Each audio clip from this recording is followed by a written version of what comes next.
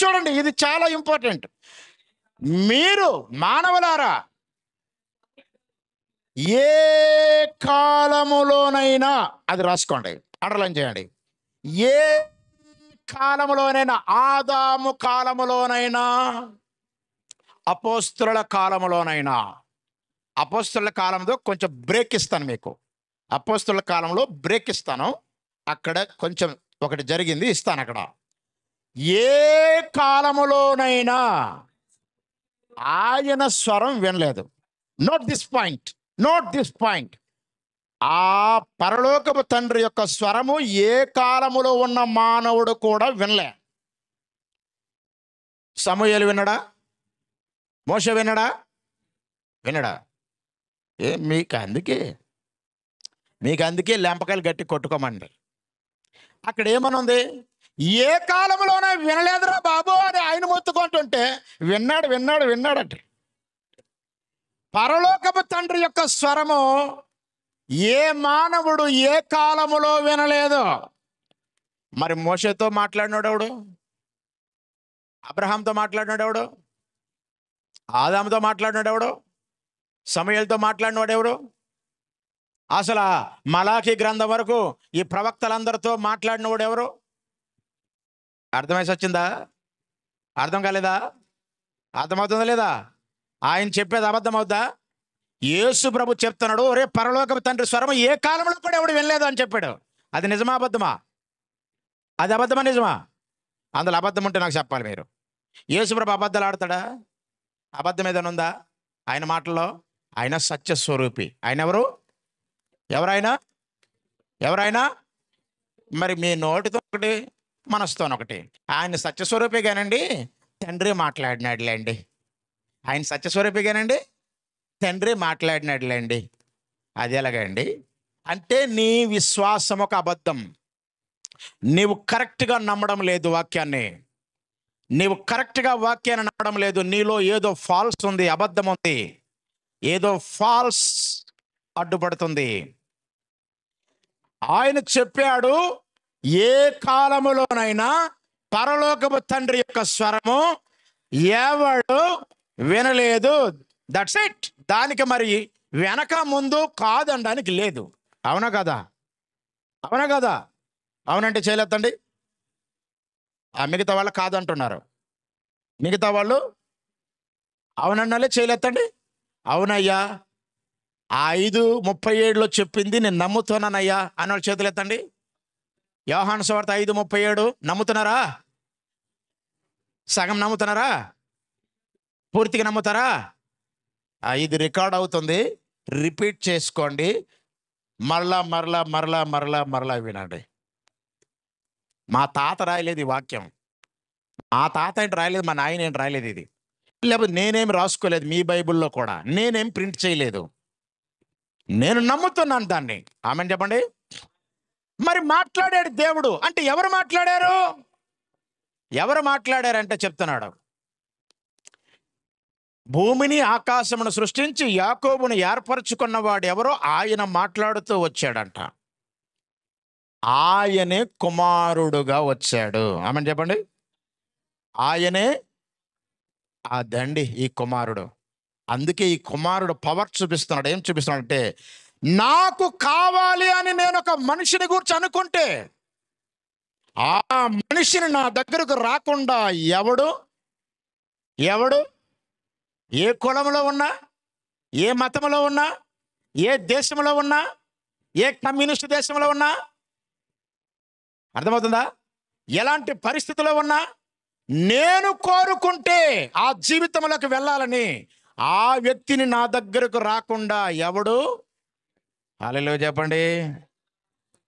ఇలాంటి యేసు ప్రభువుని మనము నమ్ముకున్నాం. ఇలాంటి యేసు ప్రభువుని ఆరాధిస్తూ ఉన్నాం.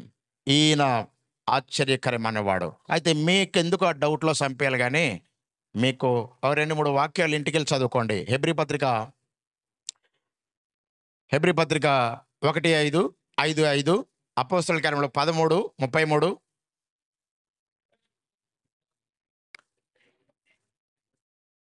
అపోస్తలుల కార్యములు 13:33, హెబ్రీ పత్రిక 1:5, హెబ్రీ 5:5.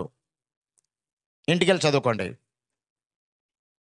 నేడు నిన్ను కనియున్నాను, అది అండర్లైన్ చేయండి. ఏంటది? నేడు. ఆ మాట భూలోకములో ప్రవేశించినప్పుడు పలికిన మాట. ఎప్పుడు పలికిన మాట? అది పరలోకంలో పలికిన మాట కాదు. హల్లెలూయా. భూలోకములో ఈ చిన్న శరీరం ఒకటి పెట్టారు కదా, ఆ శరీరములో ప్రవేశించి బయటకు వచ్చాడు కదా, అప్పుడు ఆ మాట, నేడు నీవు నా కుమారుడవు. హల్లెలూయా, హల్లెలూయా. ఇప్పుడు నీవు నా కుమారుడవు. కానీ ముందు ఎవరో తెలుసా?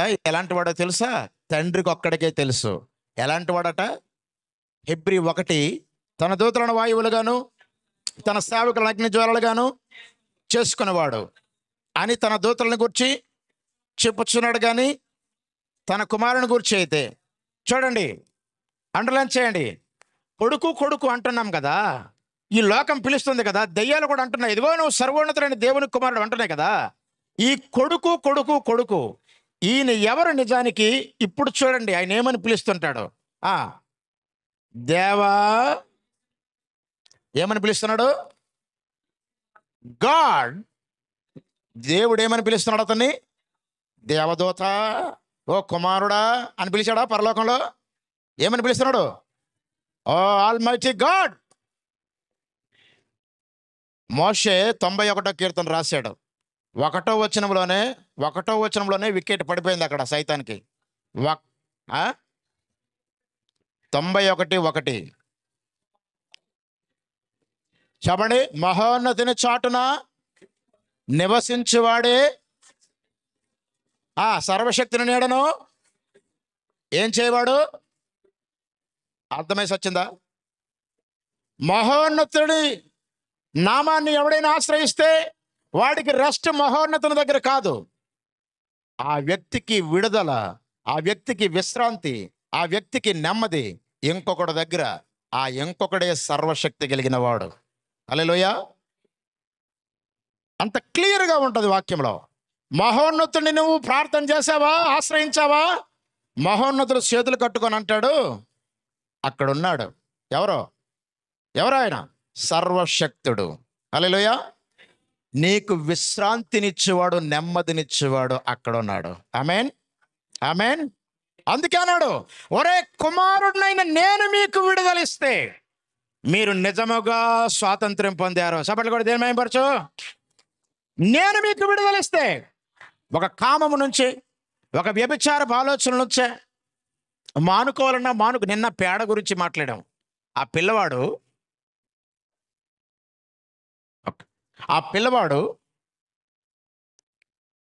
పేడలో కాలు పెట్టేశాడు. నిన్న జూమ్ మీటింగ్లో అదే చెప్పుకున్నాం కదా, ఒక ఉపమానం చెప్పుకున్నాం. పిల్లవాడు ఎక్కడ కాలు పెట్టాడు? పేడలో కాలు పెడితే తల్లిదండ్రులు ఏం చేశారు? ఆ కాలు కడిగారు. కాలు ఏం చేశారు? శుభ్రపరిచారు, బోధించారు, పంపించారు. అంతేనా? కాలు తీసేశారా? అర్థమవుతుంది కదా. ఈయన మన పాపాన్ని కడిగి పవిత్రపరిచి మంచి చక్కగా అలంకరించి మరలా నడిపించే దేవుడైనా. హల్లెలూయా, హల్లెలూయా. మన పాపాన్ని మనం తీసేసుకోలేం ఎంతసేపటికి. మనకు పాపం ఉన్నదని బాధపడతాం, కానీ ఆ పాపాన్ని ఈ కుమారుడు అనబడుతున్న ఈయన తీసేయాలి. ఆమేన్, హల్లెలూయా.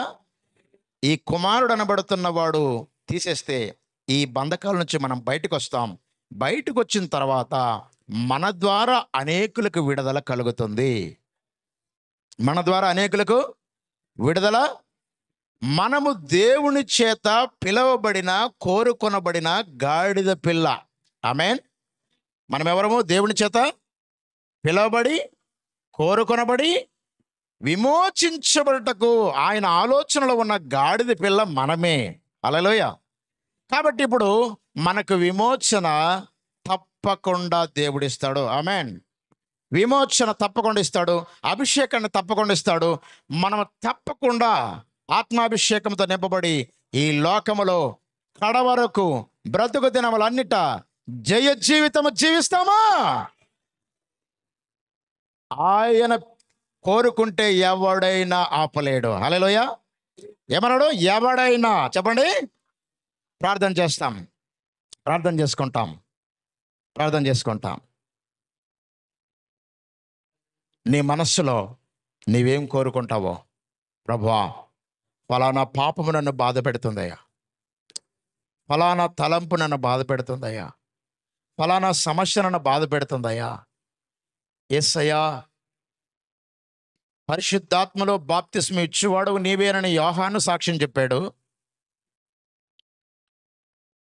నిజమైన స్వాతంత్రము ఇచ్చేవాడు నీవేనని నీవే చెప్పావు. నా ఆత్మలో, నా జీవితంలో నాకు ఇంకా ఏ కట్లు ఉండిపోయాయో వాటిని తీసేయ్యా. నిజమైన స్వాతంత్రం ఇయ్యా. నాకు పరిశుద్ధాత్మలో బాప్తిస్మ ఇయ్యా. ఎందుకంటే మాట మాత్రము నువ్వు సెలవిస్తే విశ్వమంతా వణికిపోతుందయ్యా. నీ మహత్తు గల మాట చేత నా జీవితాన్ని ఈ మధ్యాహ్న కాల సమయంలో ఆశీర్వదించయ్యా. ఆ మాట నీ హృదయంలో చెప్పగలిగితే నీ వినయమును బట్టి దేవుడు కార్యం చేస్తాడు. నీ వినయమును బట్టి కార్యం చేస్తాడు. నీ హృదయంలో చెప్పగలవా? నేను ప్రార్థన చేస్తున్నప్పుడు, కృపగల తండ్రి, దయగల ప్రభా, సర్వశక్తి గల యేసు ప్రభా, సహాయం చేయండి అయ్యా. మా శక్తి చేత కాదు, మా బలము చేత కాదు, మా భక్తి చేత కాదు, మా వలన కానే కాదు ప్రభువా. కనికరం గల దేవా, నీ వలనే సమస్తము సాధ్యం ప్రభా. నీవు తప్ప వేరొకడెవ్వడు మాకు నిజమైన స్వాతంత్రం ఇవ్వలేడయ్యా. పాపమునకు మేము దాసులుగా ఉంటే ఏ ఆయుధములు మమ్మల్ని విమోచించలేవయ్యా. పాపపు బలహీనతలు, కుదరని జబ్బులు, మార్పు చెందని దరిద్రత, దీనిని తీసివేయగల ఒకే ఒక్క దేవుడు నీవు ప్రభువా. నీ మాట చెబితే చాలయ్యా. నీవు మాట మాత్రం సెలవిస్తే మాకు విడుదల కలుగుతుందయ్యా. మా స్థితి మారిపోద్దయ్యా. మా దరిద్రత తొలగిపోద్దయ్యా. మా అవమాన బంధకాలు విడిపోతాయ్యా. మా పాప బంధకాలు, అపవాది బంధకాలు, అపవాది కాడి తొలగిపోతుందయ్యా. మేము నిన్ను నమ్ముతున్నామయ్యా. నీవే సమస్తమును పరిపాలించిన దేవుడిగా ఉండి మా కోసం ఈ లోకములో శిలువ మీద మరణించావయ్యా. అయ్యా, నిన్ను గ్రహించే హృదయం ఇంకా మాకు కావాలి. ఇంకా లోతుగా నిన్ను గ్రహించాలి, ఇంకా గట్టిగా నిన్ను గ్రహించాలి, ఇంకా అధికముగా నిన్ను గ్రహించాలి. నిన్ను గట్టిగా హత్తుకునేటట్లుగా మా హృదయమునకు కృప దయచేయండి అయ్యా. అయ్యా, మా జీవితములకు మీ వెలుగును ప్రసాదించండి. మంచి విమోచన కలిగి, మీరిచ్చిన స్వాతంత్ర్యము కలిగి, మా ప్రాణమున్నంత వరకు నిన్ను మోసే, ఊరేగించే, మహిమపరచే, ప్రకటించే గాడిద పిల్లవలే ఉన్నటకు నాకు సహాయం చేసి ముందుకు కొనసాగిస్తారని యేసు ప్రభు నామములో ప్రార్థిస్తున్నాం తండ్రి. ఆమేన్.